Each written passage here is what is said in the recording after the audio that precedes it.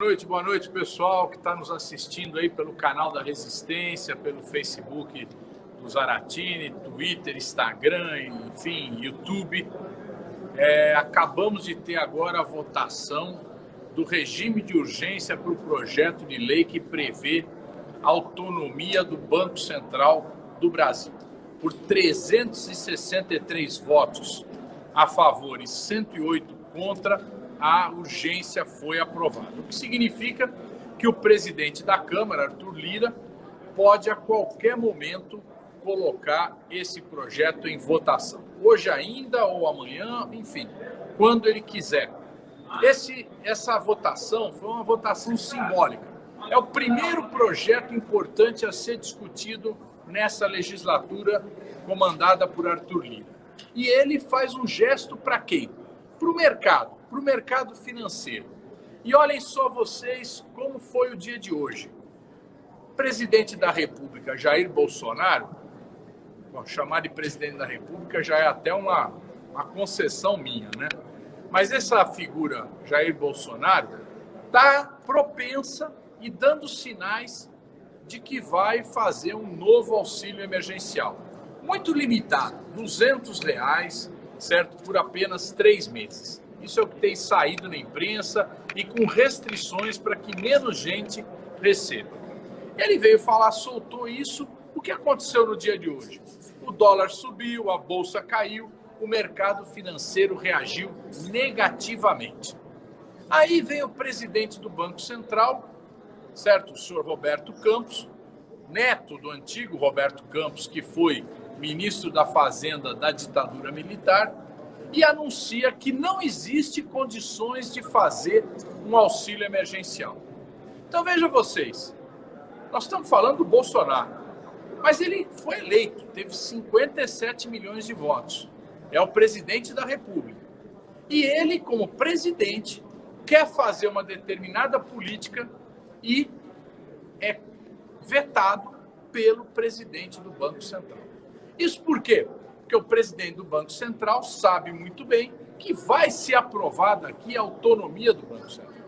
Então, uma pessoa nomeada, quer dizer, nomeada pelo presidente da República, passa a ter um mandato em que não vai poder ser interrompido esse mandato, a não ser que tenha alguma falta grave, e pode ter mais autoridade perante a política monetária e cambial do que o próprio presidente da República.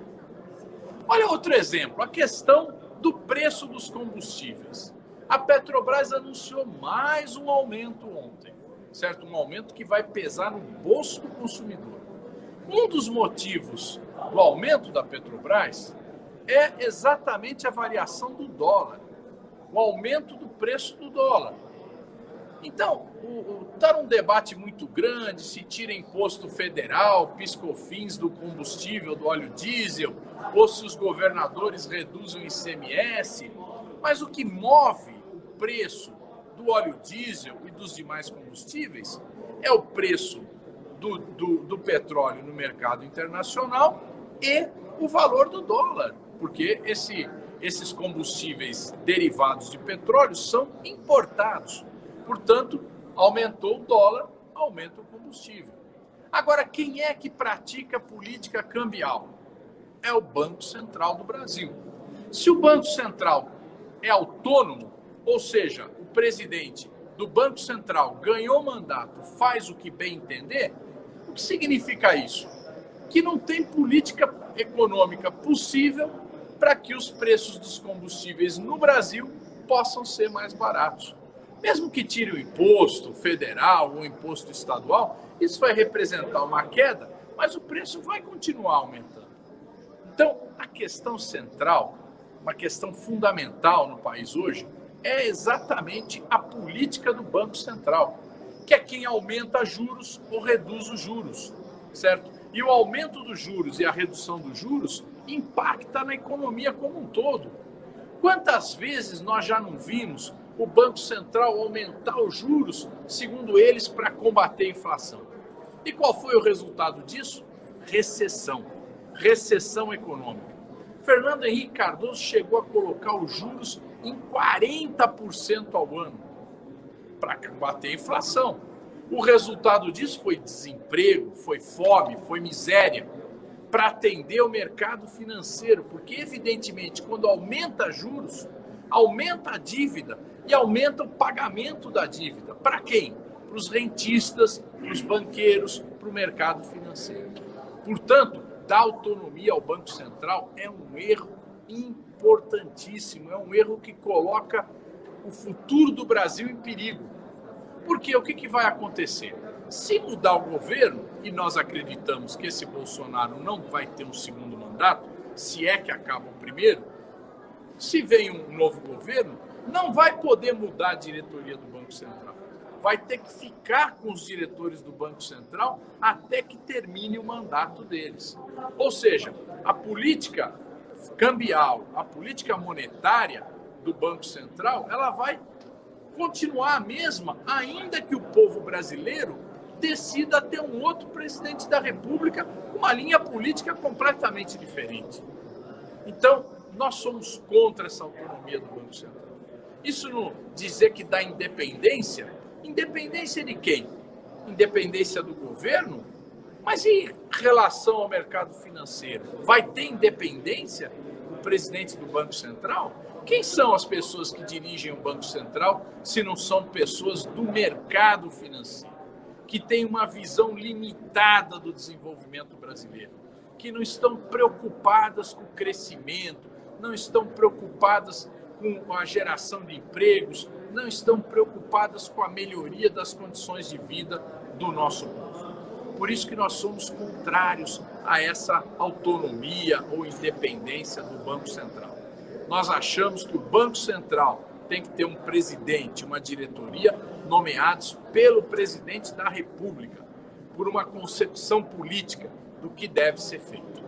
E nós estamos vendo também agora, né, o próprio Banco Central indo contra a ideia de voltar ao auxílio emergencial. Nós vamos lutar para voltar ao auxílio emergencial. Inclusive, no nosso ponto de vista, deveria ter sido o primeiro projeto a ser votado lá no plenário. E queremos discutir não o auxílio emergencial de R$200 por 3 meses. Nós queremos um auxílio emergencial de R$600 até que termine a pandemia, até que todo mundo esteja vacinado.